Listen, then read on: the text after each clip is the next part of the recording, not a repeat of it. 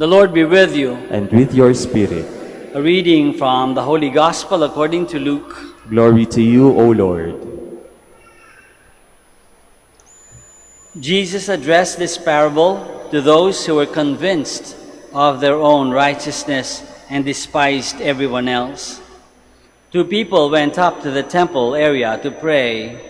One was a Pharisee, and the other was a tax collector.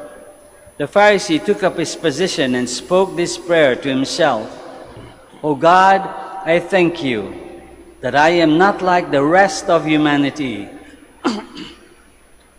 greedy, dishonest, adulterous, or even like this tax collector. I fast twice a week, and I pay tithes on my whole income. But the tax collector stood off at a distance and would not even raise his eyes to heaven, beat his breast, and prayed, O God, be merciful to me, a sinner. I tell you, the latter went home justified, not the former. For everyone who exalts himself will be humbled, and the one who humbles himself will be exalted. The Gospel of the Lord. Praise to you, Lord Jesus Christ. Please be seated. Magandang umaga po ulit sa inyong lahat and welcome to the Minor Basilica of Our Lady of the Rosary of Manaoag. Yung unang-unang tinatanong sa atin ng Gospel o kaya tinatanong natin in response to the Gospel related to what the Gospel is trying to tell us is, what is so bad? Is it so bad to feel good for doing good? Anong masama dun? To feel good for doing good, di ba? Gumagawa ka ng mabuti. Of course, you feel good. So what's wrong about that? Yun actually yung sentiment o yung ginawa ng Pharisee. He was doing good.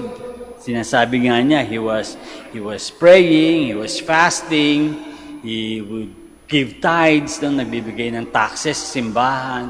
Ginagawa niya lahat ng mga prescriptions ng kanyang religion at pagiging isang Jew. And so he felt good about himself. What was wrong? Ano ang problema natin dyan? Wala naman.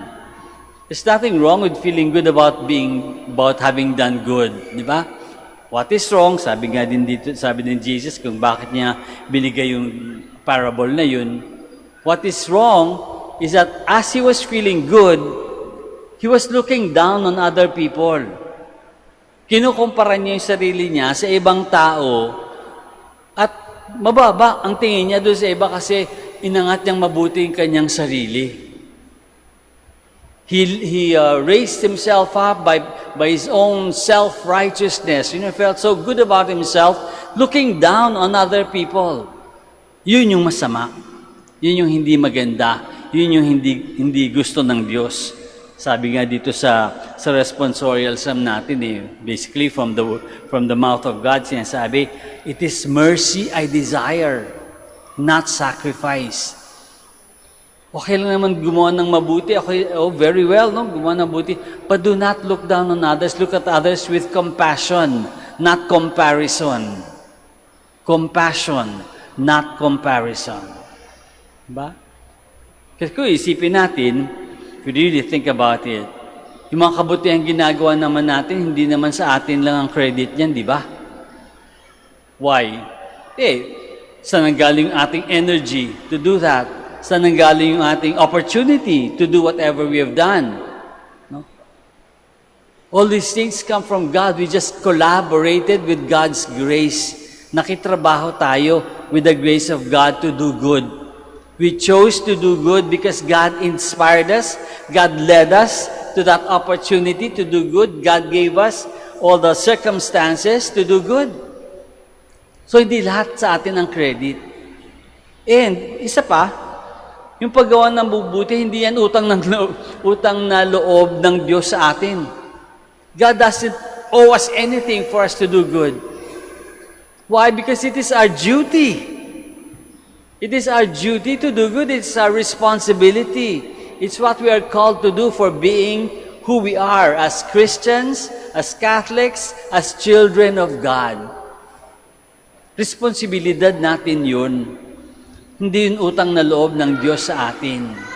So we cannot tell God, Lord, eto, kahit tamang ginawa ko, nagsisimba ako araw-araw, nag-pilgrimage ako sa Manawag, nag-rosaryo ako araw-araw, naglilimos ako, nagpa-fast ako, nag-abstain ako during Lent.